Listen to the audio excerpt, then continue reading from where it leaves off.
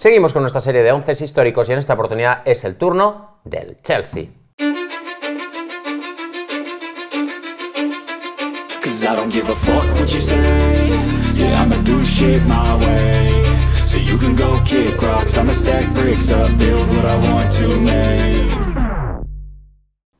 Seguimos con esta serie de 11 históricos. En esta ocasión es la oportunidad del Chelsea, la oportunidad, la ocasión, el turno.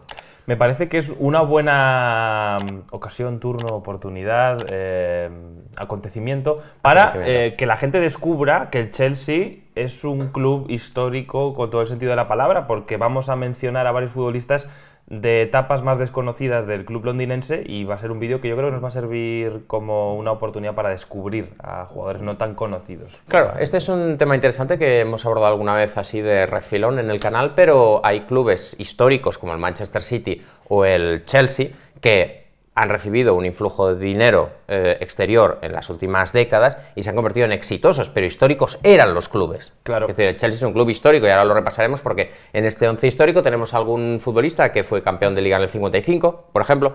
Alguno que ganó la Recopa en el 70. O que la ganó después en los 90s, así que creo que hay varias etapas exitosas antes de la más conocida, evidentemente, de los Drogba y compañía, de los que también hablaremos. Y no sé, Ilie, de la etapa, hablamos etapa Abramovich, las recopas, la primera liga, ¿cuáles serán los jugadores conocidos, reconocidos de la etapa Boehly? Yo creo que será una etapa que sea recordada sobre todo por Boehly, él mismo. Es que ha robado mucho foco. Claro, él será el gran personaje. Para este vídeo nos acompaña esta camiseta del Chelsea original que nos regaló en su día Julio Maldini en una entrevista que nos concedió hace más de 3 años y está firmada por alguno de los futbolistas que aparecerán en este 11, así que, bueno, pues círculo cerrado perfectamente. Que aprovechamos para deciros y recordaros que tenemos un vídeo guardado en un cajón con Maldini que lo grabamos en Londres y que si llega a 1 millón de visitas la entrevista original, pues lo podréis ver. Y pues si no, pues habrá que esperar. Pues ya está, y esperaremos lo que haga falta. O sea, si hace falta sacarlo en 2025, pues se saca en 2025. Bueno, muchachos, os recuerdo que esta serie ya hemos hecho un par de vídeos, el 11 histórico del Arsenal y el 11 histórico del Manchester United. Y que la idea es hacer 8 11 históricos de los 6 grandes, quizás sumando 6 grandes de la última era, sumando quizás a West Ham y Newcastle, por lo que sea. Sí. Y luego, en un directo, ir haciendo eliminatorias, ¿vale? Por eso tienen que ser 8, porque haces cuartos de final, semifinales y final. Y ahí, en esos directos, pues ya entrará vuestra votación y se va definiendo hasta decidir quién ha tenido el mejor 11 histórico de la historia. Muy bien, comenzamos sin más preámbulo con este 11 histórico del Chelsea. Pocas sorpresas en portería. Prácticamente ninguna, porque tenemos a Petr Cech en portería, como no podía ser de otra manera, el portero checo que jugó desde 2004 a 2015 en la disciplina Blue, que llegó procedente del Rennes en febrero de 2004 por 7 millones de libras en esos tiempos iniciales de la era ya Abramovich, para convertirse en el mejor portero probablemente de la historia del Chelsea, ya decimos, y de la historia incluso de la Premier. Sí. Tendría ahí su posible debate con los Van der Sar y compañía. Sí, muy probablemente. Bueno, Petr Cech lo recordaréis todos, un portero sobrio, un portero muy, digamos, muy regular en la portería, un gran líder que tuvo el Chelsea durante más de una década, un portero que muchos recordarán por un percance que sufrió en octubre de 2006 cuando chocó con Stephen Hunt en un partido ante el Reading, entre Chelsea y Reading. Eso le provocó una fractura de cráneo que prácticamente acaba con su vida. En ese momento no se consideró que fuera tan grave, pero luego a posteriori los médicos dijeron sí, podría haber fallecido a causa de esta grave colisión, a raíz de la cual pues lució ya para siempre, para todo el resto de su carrera, ese inconfundible casco que llevaba en la cabeza.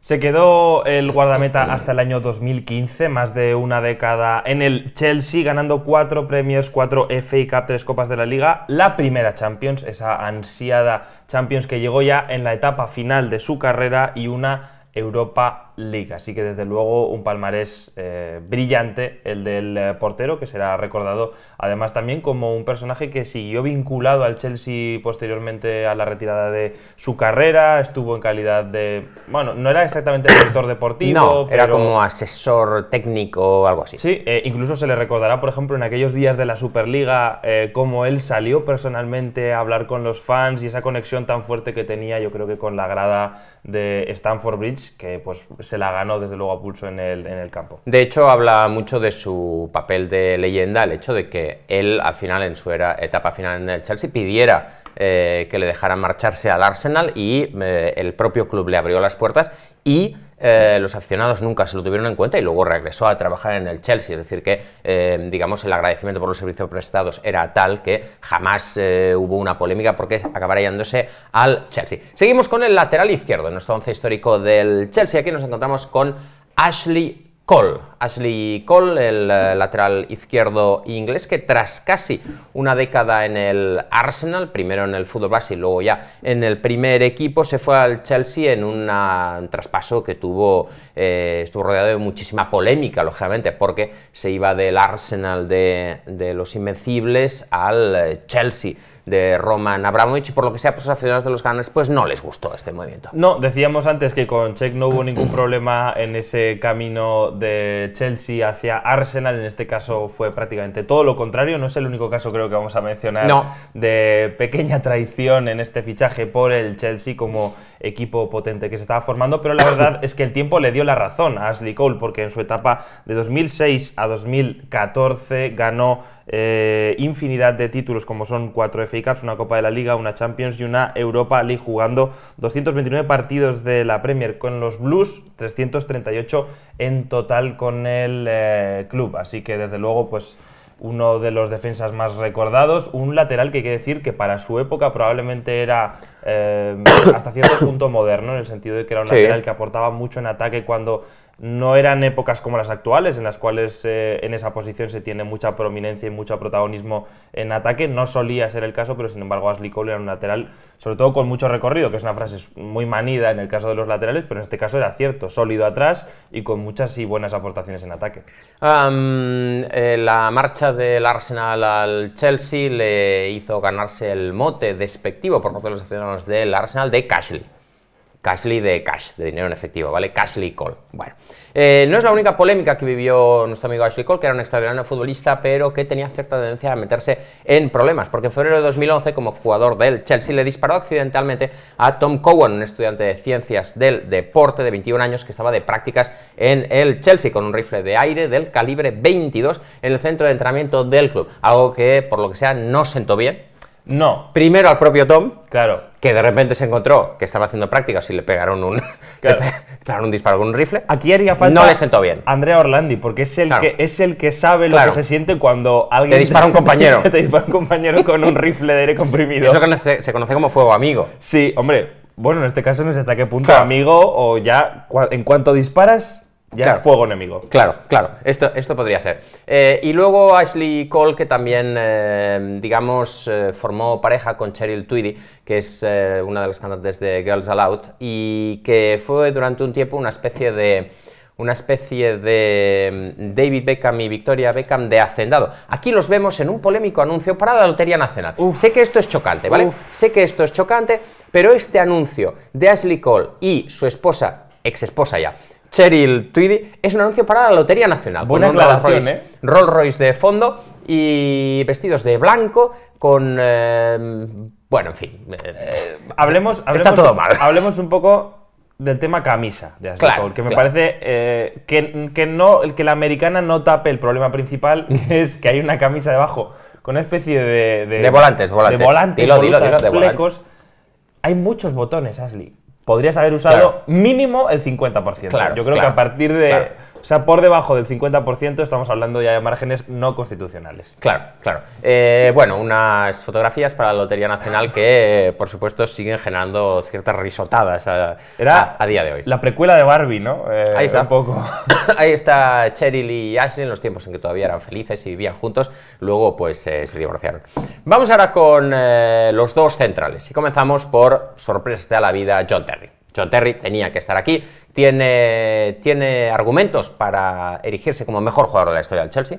Sí, la verdad que sí. Por todo, por sus capacidades futbolísticas, por sus capacidades de liderazgo y por supuesto tenía que estar en este 11 histórico. Sí, hay que decir que Terry, sobre todo, además de lo que hablaba él en el campo, hay que también mencionar su conexión tan profunda que tiene con el club, como prácticamente no tiene casi ningún otro de los que vamos a mencionar en el día de hoy. Pasó casi 20 años en el club, muchos de ellos como capitán y absoluto líder de la plantilla. Era una labor no solo la de él como defensa y central, que es recordado como uno de los mejores centrales de la competición, sino que además era un líder que hacía mejores a los que tenía a su alrededor, aunque hay que decir que hablábamos de Ashley Cole, que tenía polémicas, ahora mencionaremos alguna probablemente de Terry, porque también era un líder díscolo en algunos puntos. John Terry, que es el mejor exponente de esa típica figura del jugador que te encanta tener en tu equipo, pero odias cuando forma parte del rival. Este era John Terry. Sí. O sea, si está en tu equipo, veneras por donde pasa, si no está en tu equipo, quieres asesinarle.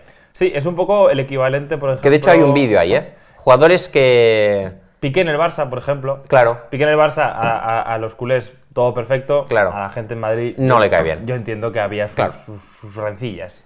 Además, John Terry, que además de ser un gran líder, un gran capitán, era, y por supuesto un gran central, infravalorada salida de balón, también te lo digo, era sobre todo un defensa goleador. Era un defensa goleador. Un jugador con una capacidad enorme en los duelos aéreos, tanto en defensa como en ataque, como demuestran los 67 goles en 717 partidos que marcó, lo cual le convierte en el defensa más goleador de la historia del Chelsea. Es el defensa que marcó más goles en la historia del Chelsea y también es el capitán más exitoso de la historia del Chelsea. La era de Terry se recordará como la etapa dorada del Chelsea, más allá de lo que pueda suceder en el futuro con Todd Boehly. En 2017, en su última temporada, se convirtió en el primer capitán de la historia en llevar a su equipo a 5 Premier.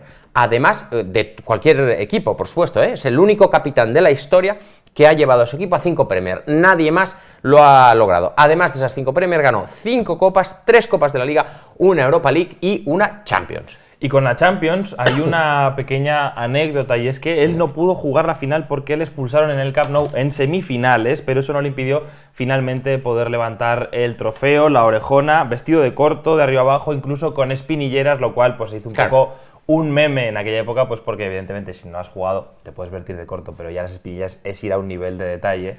No hay que engañar a la gente. O sea, yo creo que si no has jugado... Claro. O sea, entiendo que eres el capitán y te hace ilusión, pues no sé, ir con la equipación. Bueno, ponte la camiseta, ponte el chándal. Ahora, vestirte de corto con espinilleras y todo, cuando no has saltado al terreno de juego, no has llegado a sudar porque no podías jugar el partido. Tacos de aluminio.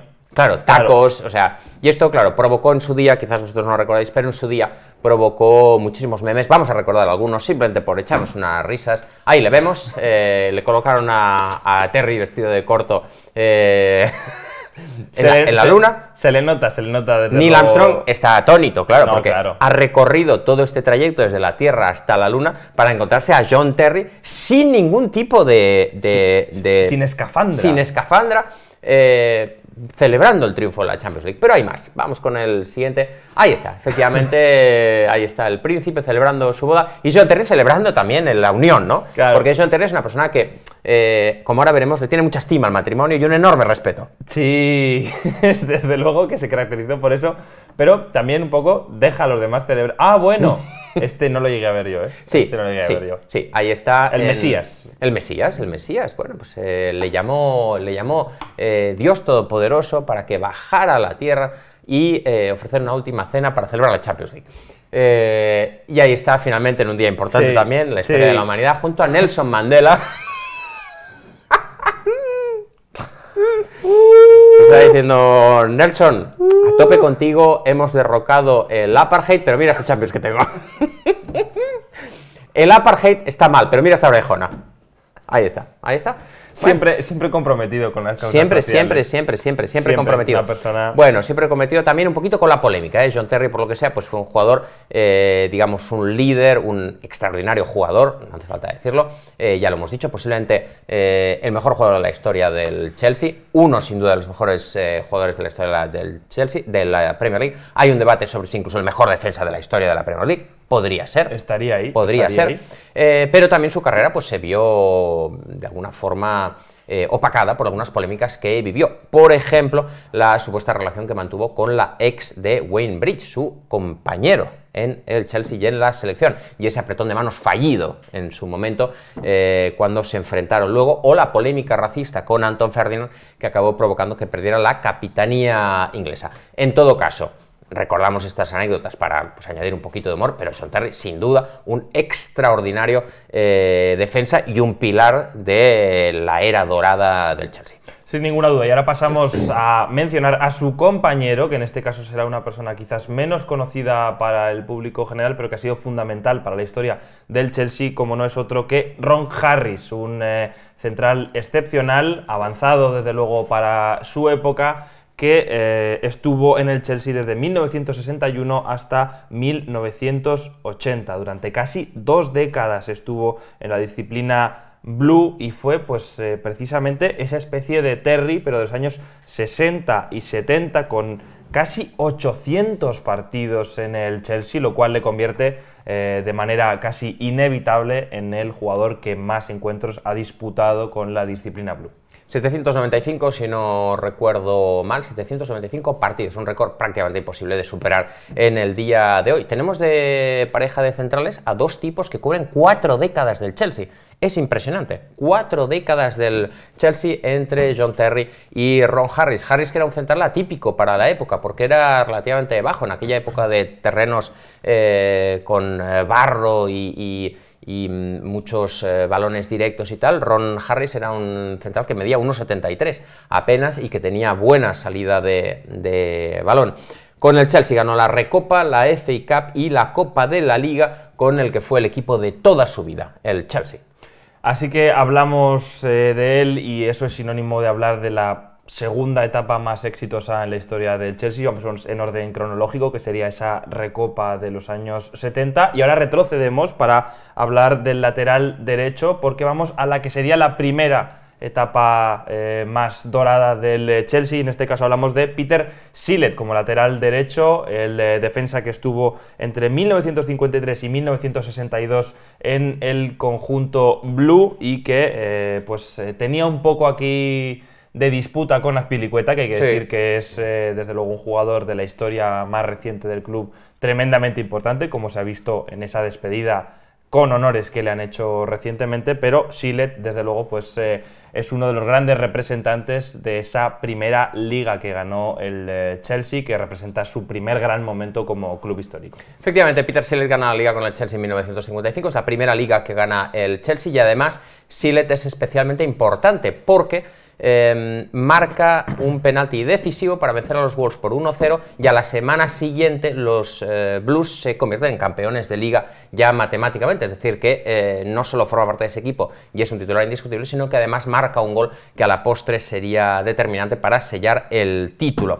Stanley Matthews, el mítico jugador inglés de los años 50, un gran regateador, primer ganador del Balón de Oro, el extremo inglés, describió a Peter Sillett como el mejor defensa contra el que había jugado nunca, y su compañero Roy Bentley, del que hablaremos más tarde, dijo que había sido uno de los mejores pasadores que habían compartido terreno de juego con él, y lo sabe bien Bentley porque compartieron terreno de juego. Tras Terry, Sillett es el segundo defensa más goleador de la historia del Chelsea, con 29 goles en 269 partidos de liga.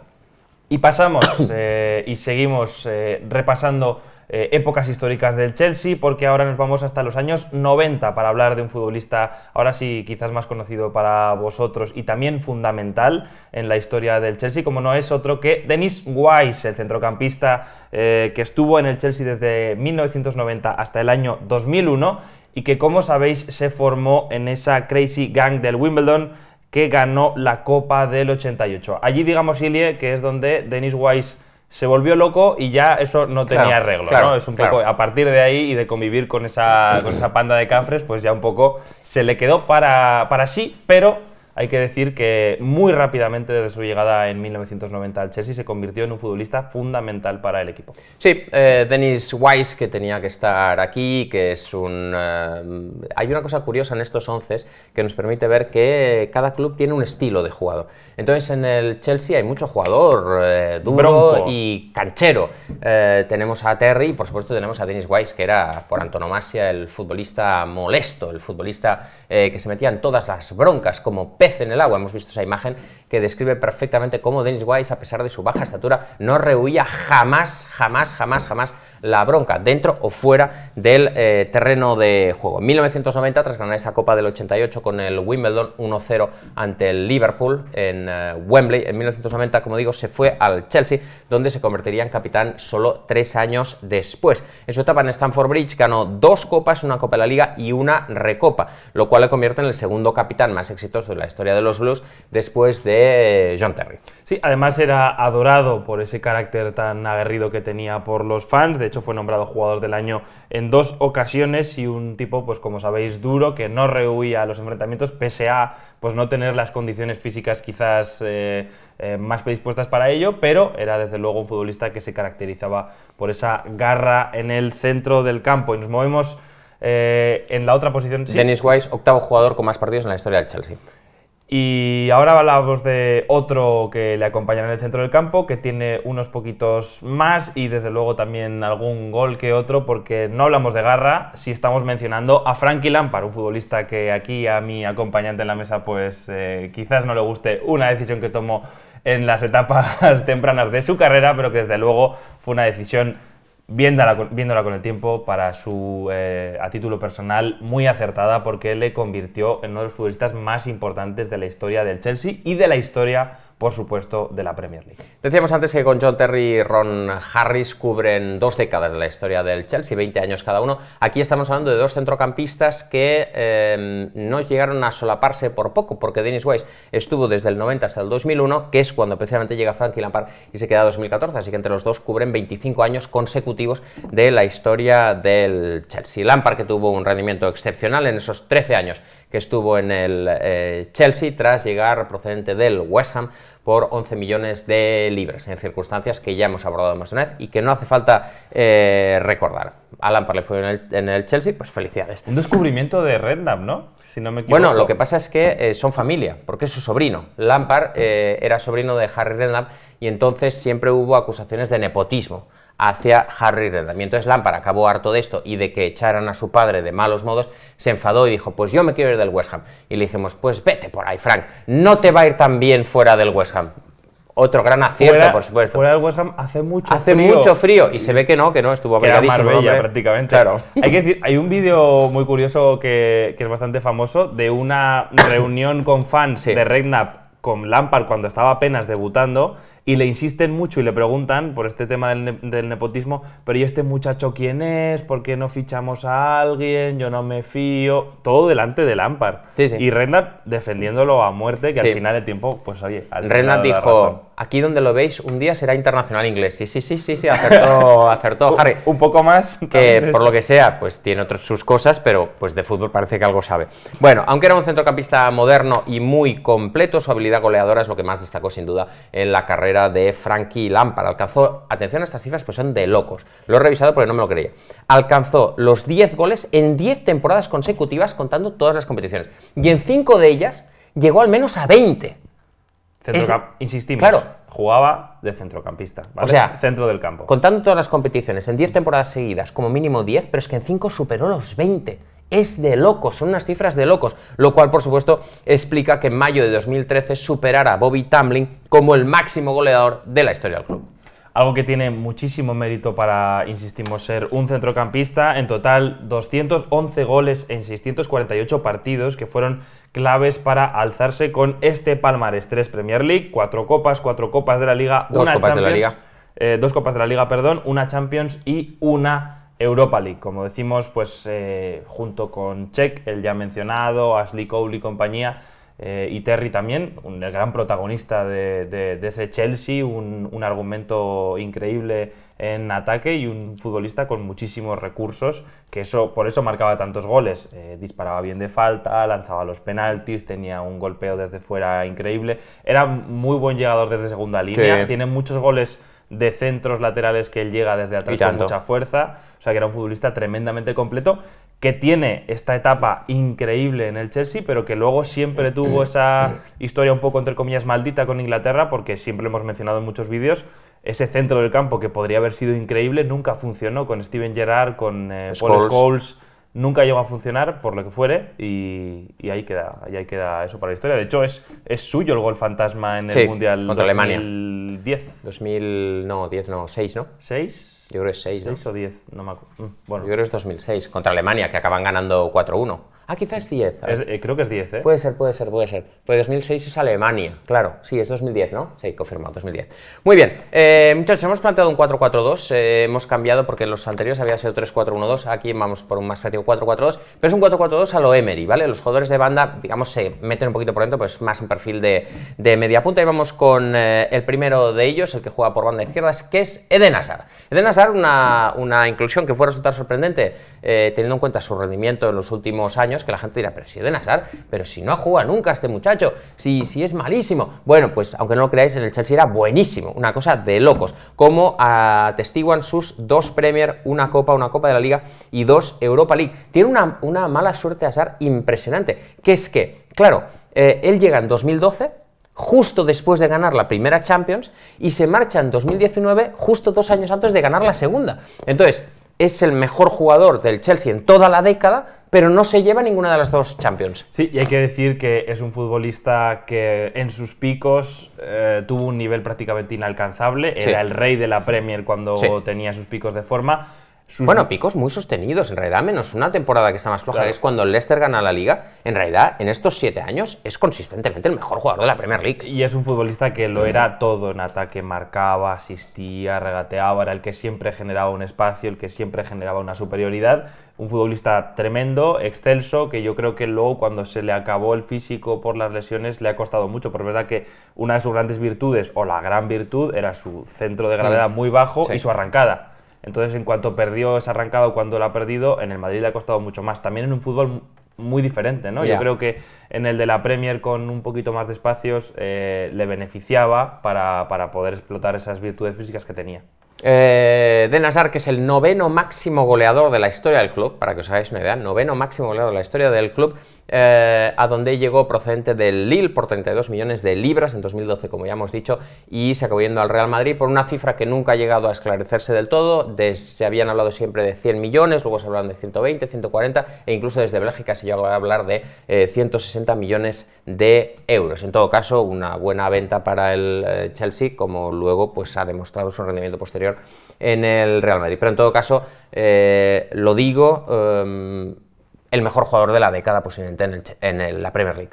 O sea, de esa década 2010-2020 posiblemente sea el mejor jugador de la Premier League. O sea, costó ver jugadores tan dominantes, quizás Alexis en algún año de estos locos que tuvo, pero ni siquiera, ¿no? Porque al final Hazard también incluso era para ganar títulos de la Premier. Vamos a hablar de su compañero en la banda derecha, que en este caso es de unos tiempos un pelín anteriores, en este caso de los principios de los 2000 y los 90, y hablamos de Gianfranco Sola, que llegó del Parma en 1996, donde Carlo Ancelotti le hacía jugar en banda y estaba a disgusto. Y por eso aquí le ponemos nosotros también en banda, ¿eh? Y aquí nosotros le ponemos un poquito en banda, pues para que vaya viendo que la vida es dura, ¿no? Claro, claro. También no se puede pedir todo, pero Sola tú le conoces mejor, Ilie, pero desde luego era un futbolista también tremendamente talentoso y un futbolista que marcó una época en el Chelsea y sobre todo el principio de lo que vendría, porque era un Chelsea que también le dio un componente más internacional a un club que era tremendamente británico en aquella época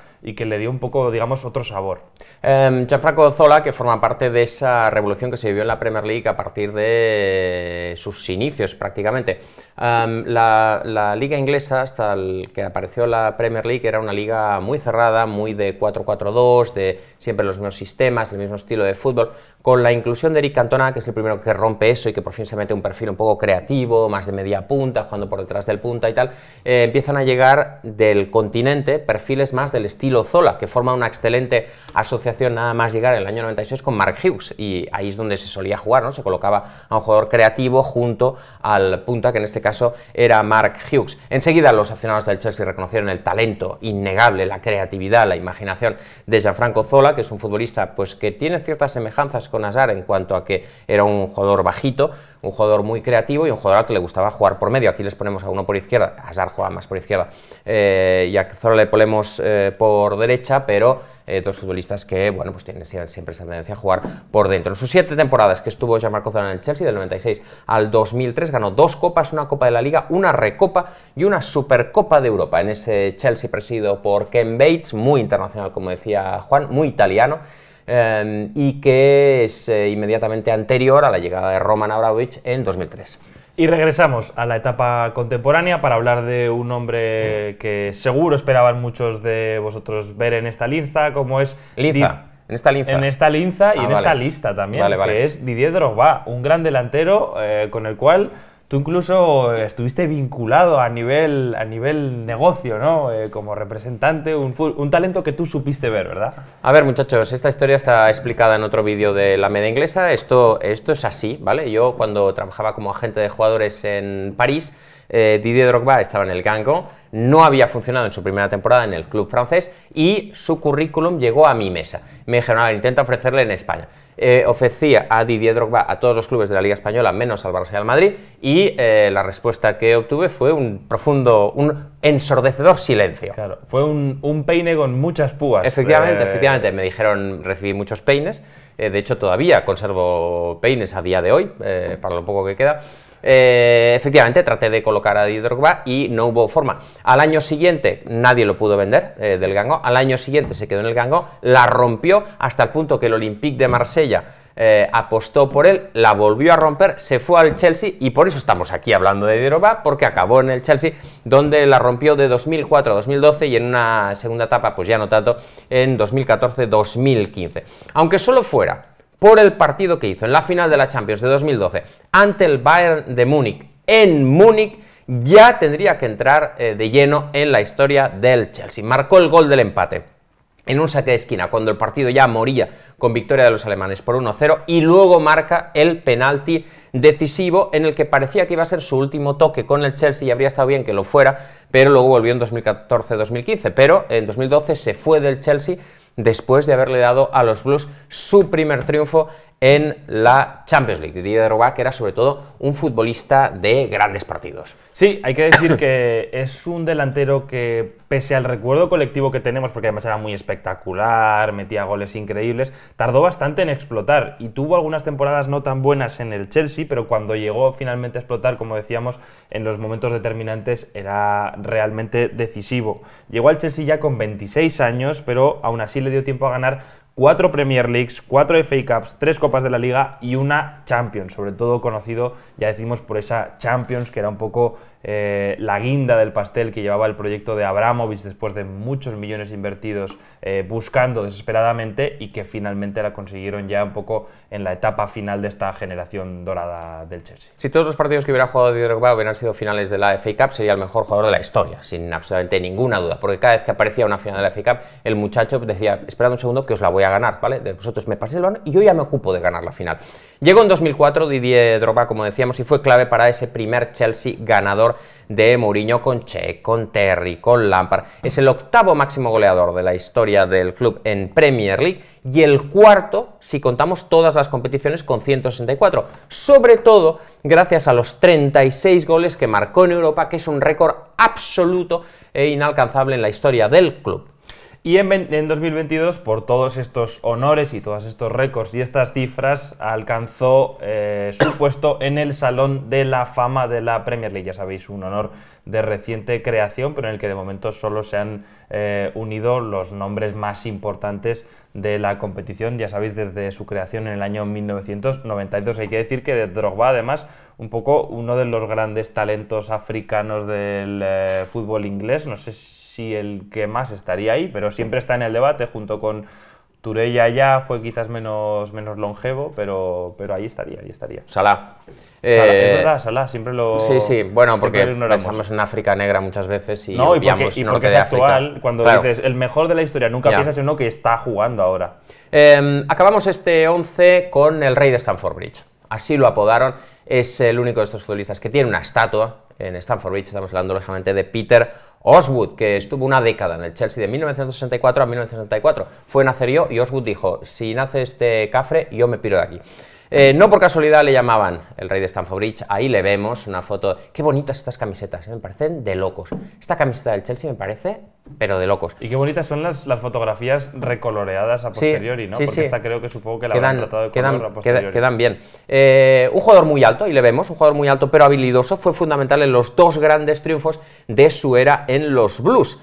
Atención a esto, marcó en todas las rondas camino al triunfo en la FA Cup de 1970, marcó en todas las rondas, y marcó en la ida y en la vuelta de la final de la Recopa un año después. Es decir, que no solo formó parte de ese equipo triunfador de los 70s, de los cuales hemos metido algún otro jugador, como por ejemplo Ron Harris, sino que además fue absolutamente fundamental. Todo esto hace que no sea una casualidad el hecho de que tenga una estatua en Stamford Bridge, algo que, bueno, pues es un honor solo reservado para él en el caso del Chelsea. Ahí lo vemos, esa estatua que preside Stamford Bridge, la entrada de Stamford Bridge. Y además hay que decir que de Osgood no solo hay que hablar de su nivel futbolístico, sino también de un ejemplo de resiliencia y de adaptación, porque él sufrió una grave lesión en el año 1967, cuando se rompió la pierna, lo cual le forzó a reinventarse y a reconvertirse en centrocampista, y vaya si lo hizo, porque pese a esa grave lesión se mantuvo todavía 7 años en el Chelsea hasta 1974, cuando se marchó al Southampton, lo cual habla también de sus capacidades como futbolista, que no todo se reducía a ser un delantero, sino que además tenía capacidades para al final ser un futbolista importante en otra posición. Ahí está este 11, vamos ahora a repasar cómo queda este 11, con Cech en portería, Ashley Cole, John Terry, Ron Harris, Peter Sillett, centro del campo muy molón para Frankie Lampard y Dennis Wise, canchero donde los haya, bandas para el talento y la creatividad de Eden Hazard y Gianfranco Zola, y el instinto depredador, goleador de Peter Osgood y de Didier Drogba. Un 11 molón, hay que decir que es un 11 molón que tiene un poco de todo, tiene jugadores cancheros, tiene futbolistas con muchísima personalidad como Terry o Wise, tiene esa creatividad de Hazard y Zola, un 11 molón. ¿Sabes lo que me gusta? Que es un 11 muy representativo un poco del estilo que uno entendería del Chelsea. Claro. Porque a ver quién le mete un gol a este Chelsea. Es verdad. Y precisamente es una de las grandes virtudes. Por ejemplo, con el Chelsea de Mourinho sigue siendo el equipo menos goleado en una 15, temporada de la historia de la Premier. 15, sí. Así que me parece que es muy representativo de lo que ha sido el Chelsea. Como siempre, hacemos algunas menciones honoríficas de jugadores que se han quedado fuera del 11, porque hay veces que por la posición, por ejemplo, todos. En el caso del Chelsea hay muchos delanteros muy buenos, pero claro, no podíamos meter a 7 delanteros centros.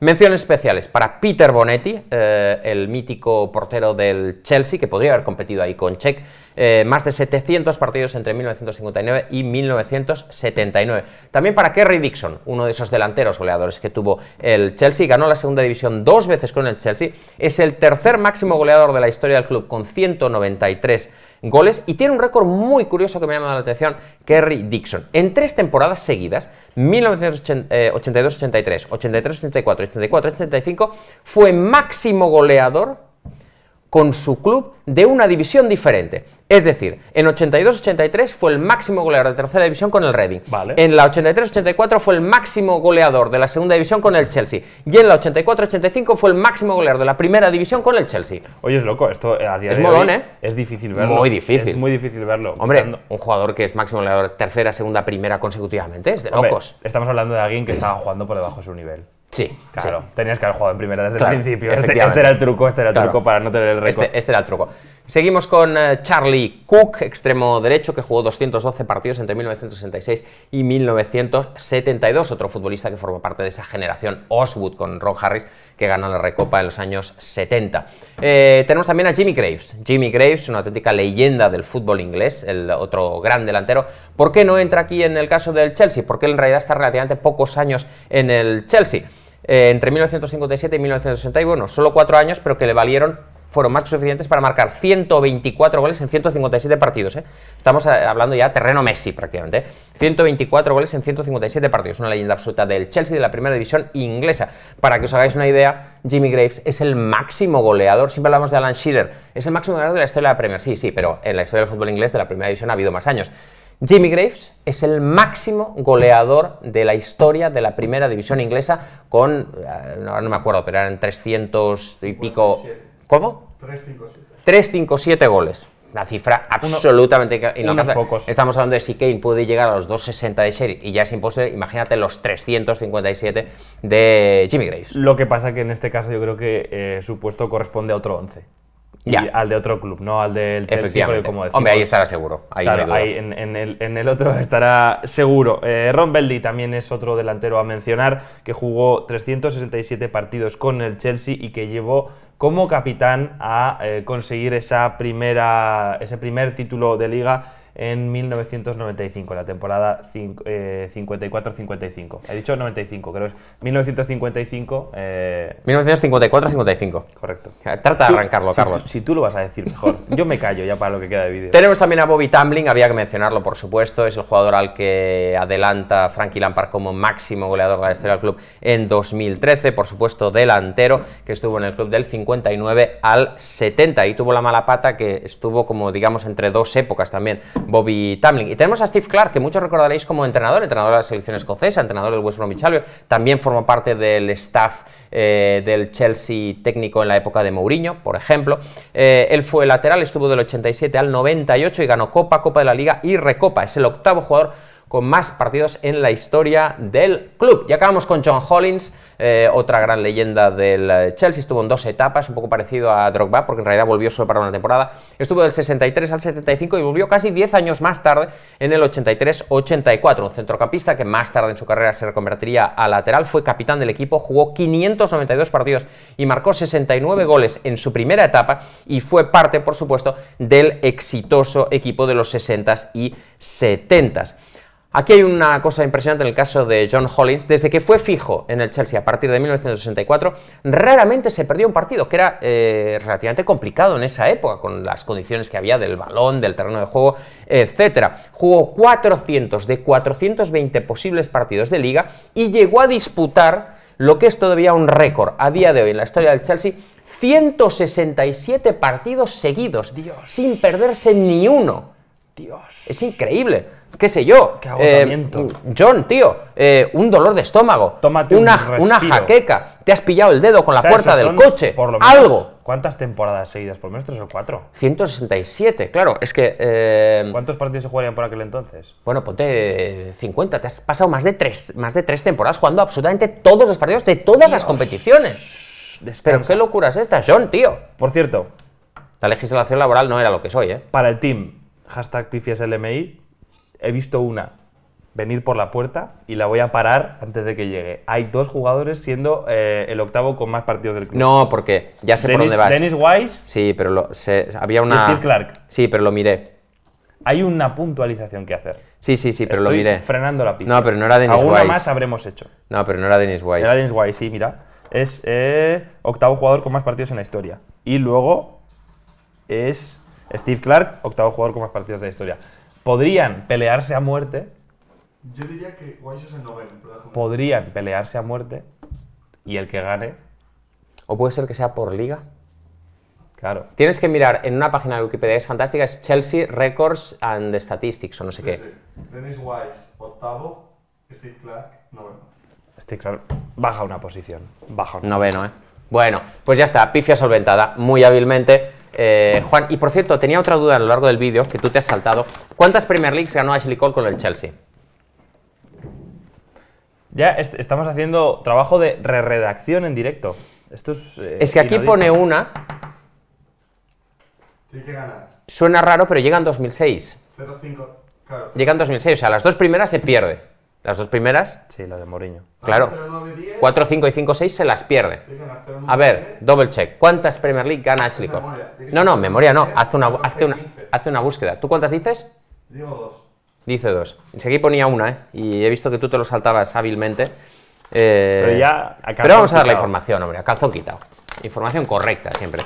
¿Cuántas Premier Leagues ha ganado Ashley Cole con el Chelsea? Wikipedia. Atención. Efectivamente, los datos de Millón eran correctos. Una vez más, Trabajo impecable. Trabajo impecable. una vez más, tengo que decir que todos estos datos los repaso varias veces. Y esto del Pasa que hay octavo muchos. me rechinaba, pero no sé por qué pensé que uno era en Liga y otro en tal. Bueno, noveno estoy claro. Muchachos, hasta aquí este vídeo, el once histórico del Chelsea. Muchísimas gracias por vernos. Dejadnos abajo en comentarios qué jugadores quitaríais y pondríais, ¿vale? Lucas Piazón, Dembaba. Claro, uno de estos, ¿no? Un Michi Batshuayi. Claro, Bosingua, José Bosingua. Papi Gilobochi, Michael Héctor, ¿no? Es que- Malang Sarr, que dices, está empezando Malang Sarr, pero ya apunta a que va a entrar Hemos en este hecho 11. el peor once histórico de cada club. Esta es la siguiente fase que tendrá mucho más éxito que el 11, claro. ¡Oh! Qué a gustito voy a estar en esos Claro. vídeos. Hombre, tenemos vídeos para dentro, hasta dentro de 3 años, porque todavía tenemos que acabar estos, que llevamos 3 de 8, tenemos que hacer las eliminatorias y luego tenemos que hacer lo contrario con los malos. Qué Es ganas- decir, elegir siempre el peor, hacer los enfrentamientos y elegir siempre el peor, Qué para ganas de- acabarnos quedando con el peor 11 histórico de un club. ¿Qué habrá hecho Lazar Markovic con su vida? ¿Dónde estará? ¡Hola, Lazar Markovic! Leyenda absoluta del Liverpool. Muchachos, muchísimas gracias por vernos. Dejadnos en comentarios qué cambios haríais en este 11 histórico. Y aprovechad para repasar los anteriores, que tenemos el Arsenal y el Manchester United. Hazte miembro de la media inglesa y por el precio de un café al mes disfruta de un montón de contenido exclusivo.